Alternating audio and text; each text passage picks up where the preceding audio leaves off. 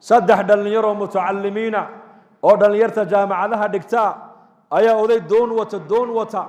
oo dadka badaha ka shaqeysta oo naaquuda ayay ku yiraahdeen maanta doontaada naga kire badweynta noo dhaadhici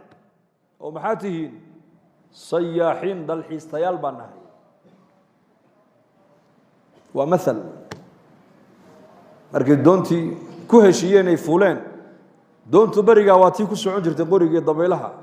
sharaaca lagu wadi jiray xagga dabaysha loo weecin jiray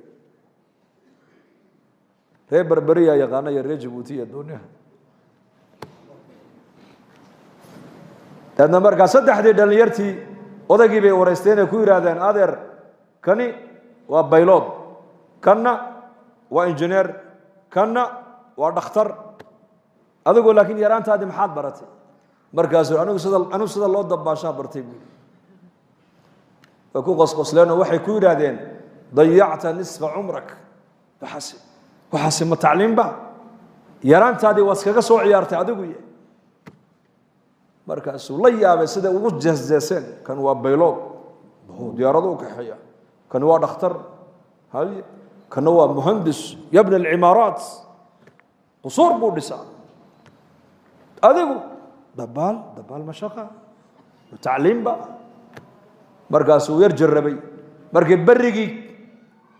ay uu ka qarsoomay ee badweyntii ay joogaan ayaa badu way kacday markaa way kacday badu sidaas u sabaysay markaas odaygii indha kale yeesho u shiibu iska dhigayo markaa biyihii ku soo jeesto wuxuu yiri doontu gacanteedu kuma jirto hal mar saddexdii dhalinyaradii maxaa bedilmay nin dhalinyaro ah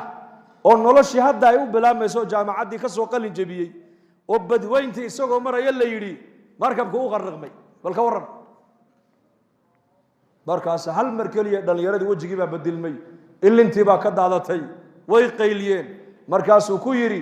markaan nigu yiri yaraantaydii dabaasha ayaan bartay haddaad igu tiraadeen cimrigaagii yaraanta waad soo dayacday anna waxaan ilaahay maanta cimrigiinii baad dayacdeene adigana beeloodnimada ku bax adna injineernimada ha ku badbaadiso adna dhakhtarnimada ku badbaad anoo dabaashaydii baan bilaabayaa buu yidhi waa mithaal yani haddaad u arkaysid nabi maxamed calayhi salaatu wasalaam hadyigiisa iyo ku dayashadiisa aan u arkayna dib u socodnimo inaan dib u noqonayna haddaad u arkaysid maaha waxa xaqiiqadu maanta ay caddaan doonto maalinta aad adduunyada ka intiqaashid ayaa la garan doonaa keebaa dib u socod ahaa keebaa hore u socod ahaa bushaaro haddii safar loo geli jiray barashada qur-aanka hadda waxaad ku baranaysaa qur-aanka iyo culumta shareecada adiga oo jooga gurigaaga iyo goobtaada shaqo dugsiga online-ka ah ee barashada qur-aanka kariimka iyo shareecada islaamka duruusta uu sida taxanaha u dhigo waxaa ka mid ah barashada qur-aanka kariimka ah iyo higaada culumta shareecada islaamka tarbiyada awlaada iyo luqadda carabiga haddaba isqoristu waa ay socotaa hadlan hore ogaad wixii faahfaahina kala xidhiid nambarada shaashada kaaga muuqda hamogaanin dugsiga online-ka ee barashada qur-aanka kariimka iyo culumta shareecada ee daarul hijra